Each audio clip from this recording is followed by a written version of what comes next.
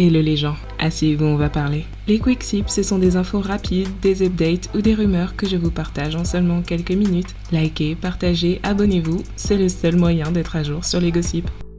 Kourtney Kardashian et Travis Barker sont vraiment sérieux dans leur délire. Kourtney a posté les images de ce qui semble être la demande en mariage de Travis.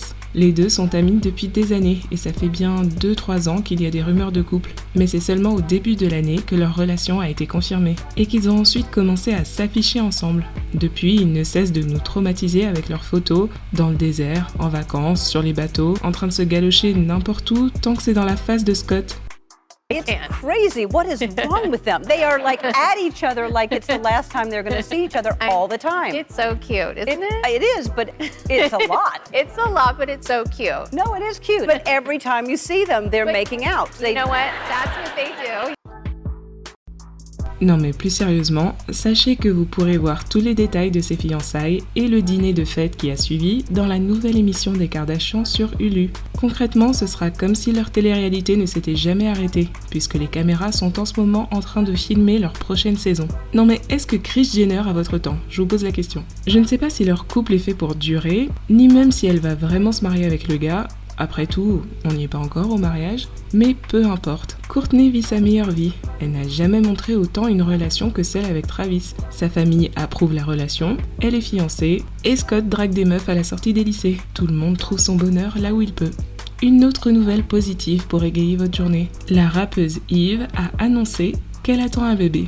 Elle tague son mari en disant « Tu le crois ça? On peut enfin le dire à tout le monde. Vous savez tous combien de temps nous avons attendu pour cette bénédiction. Nous allons pouvoir rencontrer notre petit humain en février 2022. » Pour ceux qui ne savent pas, Eve a rencontré son mari, Maximilian Cooper, en 2010.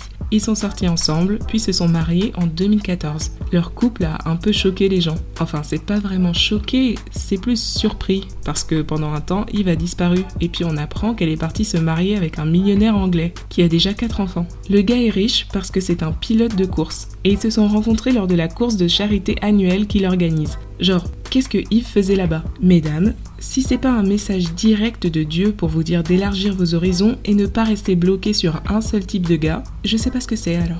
Mais bref, quoi qu'il en soit, depuis tout ce temps, Yves a été transparente sur le fait qu'elle veut des enfants, mais que malheureusement, elle a des problèmes à concevoir. C'est pour ça qu'on est tous d'autant plus heureux pour elle, puisque ça fait au moins 6 ans qu'elle essaye de tomber enceinte. Apparemment, c'est une bonne année pour Yves, puisqu'il y a également sa nouvelle série qui arrive demain, sur ABC. Queens, c'est une fiction sur le premier groupe de rap féminin, qui revient des années après sur le devant de la scène. Elle joue aux côtés de Nadine Velasquez, Naturi Naughton et Brandy. Voilà, donc c'est que du positif pour Yves en ce moment.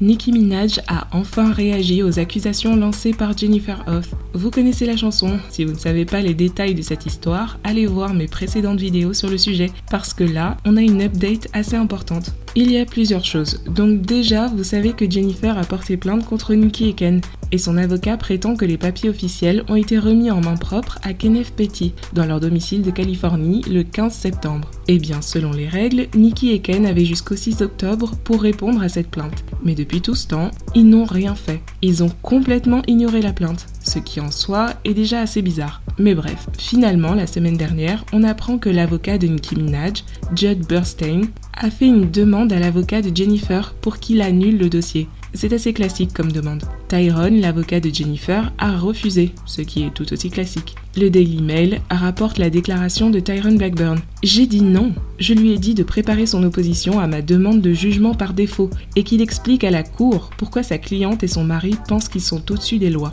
Le jugement par défaut, c'est ce qu'il se passe lorsqu'un des deux parties ne se présente pas au procès. » Devant ce refus, finalement, l'avocat de Nicki s'est décidé à bouger et a envoyé une lettre au juge où il demande formellement la dissolution pure et simple de la plainte de Jennifer. Et il résume les raisons en 3 points. Je vous montre le document officiel de la lettre en question, mais je vais vous l'expliquer en français, au sens propre comme au sens figuré, je pense que ce sera mieux pour tout le monde. Premièrement, l'avocat argumente que la plainte ne remplit pas une condition de base. Dans un cas comme celui-ci, la défense, à savoir Jennifer et son avocat, ont la charge de porter plainte dans le bon état. L'affaire a été portée chez un juge de New York, sauf que d'après l'avocat de Nicki, il n'y a pas assez de preuves pour dire que les faits dont sont accusés Nicki et Ken ont bien eu lieu à New York. D'après lui, la plainte de Jennifer dit seulement que la majorité des allégations ont eu lieu dans l'État de New York et en Géorgie. Et d'après l'avocat de Nikki, ce n'est pas suffisant pour prouver que cela a bien eu lieu à New York. Deuxièmement,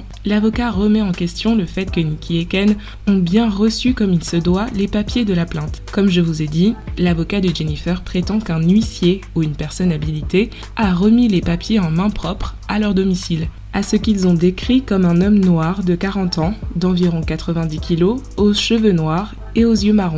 D'après Nicki Minaj, ça n'a jamais eu lieu. Son avocat a retranscrit sa déclaration sur l'honneur. Nicki Minaj a dit « La personne qui remet les papiers ne dit pas la vérité, étant donné que ce n'est jamais arrivé. En fait, mon mari fait environ 1m75 et ne pèse pas plus que 80 kg. De plus, il n'y avait personne qui est domicilié chez nous et qui était présent là-bas le 15 septembre 2021 et qui correspond à la description. » Donc, d'après Nicki Minaj, c'est impossible que les papiers aient été remis à Kenneth puisqu'il n'était pas là et que la description n'a rien à voir avec lui. Troisièmement, l'avocat déclare carrément que la plainte n'a même pas de sens. Déjà, Jennifer demande 20 millions alors que d'après l'avocat, la loi qu'elle invoque pour justifier un tel dédommagement ne sert en temps normal qu'à demander une injonction, à contraindre une personne à faire ou arrêter quelque chose. Apparemment, si elle voulait de l'argent, il aurait fallu invoquer une autre loi. Du coup, pour lui, la plainte pour harcèlement manque de fondement. Il argumente par conséquent que si Jennifer n'est même pas capable d'identifier la bonne loi,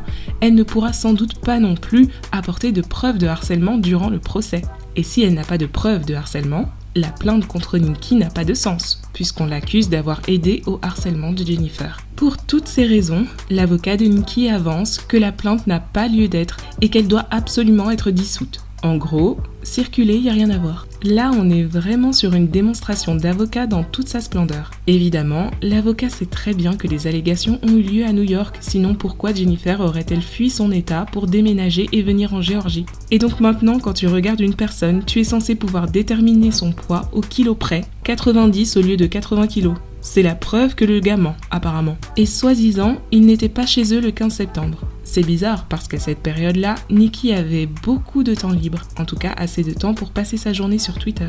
D'ailleurs, je pense que maintenant on a compris la formule. Chaque fois qu'il se passe quelque chose dans son histoire avec Jennifer, Nicki Minaj crée n'importe quel genre de controverse sur internet pour dévier l'attention. Bref, ici l'avocat est littéralement en train de jouer au plus con pour faire annuler la procédure. Et ça pourrait bien fonctionner en plus. Les dés sont lancés. C'est maintenant à Tyrone Blackburn de mettre des preuves tangibles sur la table et à solidifier son dossier. Mais il y a un détail que vous avez peut-être remarqué. Judd Burstein est seulement l'avocat de Nikki, pas de Kenneth. Il a été engagé le 14 octobre, ce qui est assez dingue que Nikki ait attendu tout ce temps pour prendre un avocat. Mais surtout, pourquoi est-ce qu'il ne les représente pas tous les deux? Apparemment, Ken n'a même pas d'avocat. C'est très étrange. Vous savez ce que les gens soupçonnent? Que Nikki et Ken ne sont en réalité même pas mariés. Nikki avait annoncé leur mariage sur un post Instagram en 2019. Et depuis, elle s'est donné elle-même le nom de Petty, et elle parle de lui comme son mari. D'ailleurs, si vous avez remarqué dans sa déclaration sur l'honneur, elle le désigne aussi comme son mari.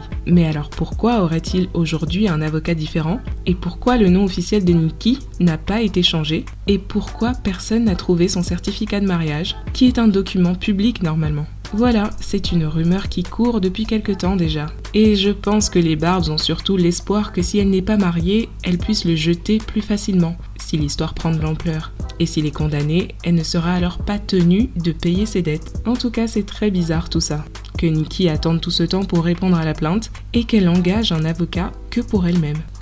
Likez, partagez, abonnez-vous et dites en commentaire ce que vous pensez de la vidéo. Le couple Courtney-Travis et leur fiançailles, on en pense quoi? Vous y croyez à la rumeur comme quoi Nikki ne serait pas vraiment mariée? Vous pensez quoi des arguments que son avocat a donnés au juge? Allez, on se parle en commentaire.